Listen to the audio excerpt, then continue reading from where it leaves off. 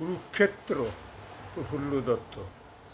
কথা কও, কথা কও তুমি, এইবার কৃষ্ণ ভগবান, কত অন্যায় কত অবিচারে হারে যাইতেছে দেখো প্রাণ।